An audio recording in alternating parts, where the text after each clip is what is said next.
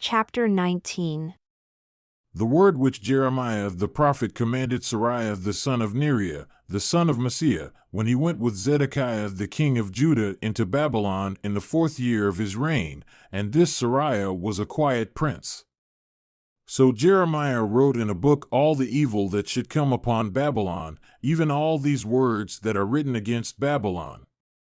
And Jeremiah said to Seraiah, when you come to Babylon, and shall see and shall read all these words, then shall you say, O Lord, you have spoken against this place, to cut it off that none shall remain in it, neither man nor beast, but that it shall be desolate forever. And it shall be, when you have made an end of reading this book, that you shall bind a stone to it and cast it into the middle of Euphrates. And you shall say, Thus shall Babylon sink and shall not rise from the evil that I will bring upon her, and they shall be weary. Thus far are the words of Jeremiah.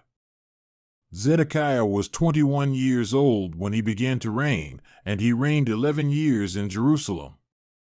And his mother's name was Hamutal, the daughter of Jeremiah of Libnah. And he did that which was evil in the eyes of the Lord, according to all that Jehoiakim had done. For through the anger of the Lord it came to pass in Jerusalem and Judah, until he had cast them out from his presence, that Zedekiah rebelled against the king of Babylon. And it came to pass in the 9th year of his reign, in the 10th month, and the 10th day of the month, that Nebuchadnezzar king of Babylon came, he and all his army, against Jerusalem, and pitched against it, and built forts against it round about. So the city was besieged unto the 11th year of King Zedekiah. And in the 4th month, in the 9th day of the month, the famine was severe in the city, so that there was no bread for the people of the land.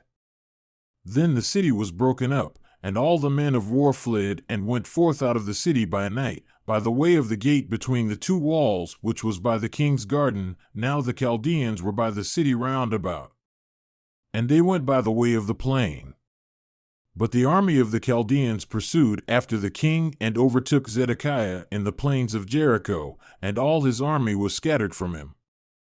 Then they took the king and carried him up unto the king of Babylon, to Riblah in the land of Hamath, where he gave judgment upon him. And the king of Babylon slew the sons of Zedekiah before his eyes. He slew also all the princes of Judah in Riblah. Then he put out the eyes of Zedekiah, and the king of Babylon bound him in chains and carried him to Babylon, and put him in prison until the day of his death.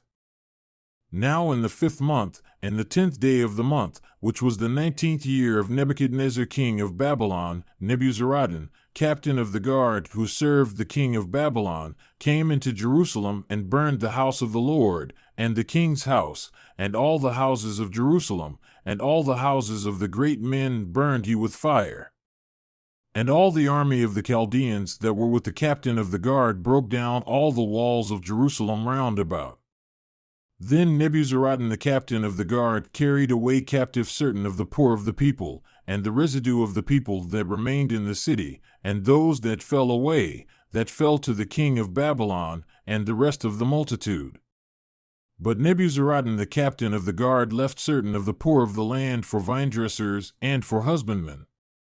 Also, the pillars of brass that were in the house of the Lord, and the bases, and the brazen sea that was in the house of the Lord, the Chaldeans broke and carried all the brass of them to Babylon. The cauldrons also, and the shovels, and the snuffers, and the bowls, and the spoons, and all the vessels of brass with which they ministered, took they away. And the basins, and the firepans, and the bowls, and the cauldrons, and the candlesticks, and the spoons, and the cups, that which was of gold, and that which was of silver, and silver, the captain of the guard took away. The 2 pillars, 1 sea, and 12 brazen bowls that were under the bases, which King Solomon had made in the house of the Lord, the brass of all these vessels was without weight. And concerning the pillars, the height of 1 pillar was 18 cubits, and a fillet of 12 cubits did encompass it. And the thickness thereof was 4 fingers, it was hollow. And a chapiter of brass was upon it. And the height of one chapiter was 5 cubits, with network and pomegranates upon the chapiters round about, all of brass. The second pillar also, and the pomegranates were like unto these. And there were 96 pomegranates on a side, and all the pomegranates upon the network were 100 round about. And the captain of the guard took Seraiah the chief priest, and Zephaniah the second priest, and the 3 keepers of the door. He took also out of the city a eunuch who had the charge of the men of war, and 7 men of them that were near the king's person who were found in the city, and the principal scribe of the host who mustered the people of the land, and 60 men of the people of the land that were found in the midst of the city. So Nebuzaradan the captain of the guard took them and brought them to the king of Babylon, to Riblah. And the king of Babylon smote them and put them to death in Riblah in the land of Hamath. Thus Judah was carried away captive out of his own land. This is the people whom Nebuchadnezzar carried away captive in the 7th year, 3,023 Jews. In the 18th year of Nebuchadnezzar he carried away captive from Jerusalem 832 people. In the 23rd year of Nebuchadnezzar, Nebuzaradan the captain of the guard carried away captive of the Jews 745 people. All the people were 4,600. And it came to pass in the 37th year of the captivity of Jehoiakim king of Judah, in the 12th month, and the 25th day of the month, that Evil-Merodach king of Babylon, in the 1st year of his reign, lifted up the head of Jehoiakim king of Judah, and brought him forth out of prison, and spoke kindly unto him, and set his throne above the throne of the kings that were with him in Babylon, and changed his prison garments. And he did continually eat bread before him all the days of his life. And for his diet, there was a continual diet given him of the king of Babylon, every day a portion until the day of his death, all the days of his life.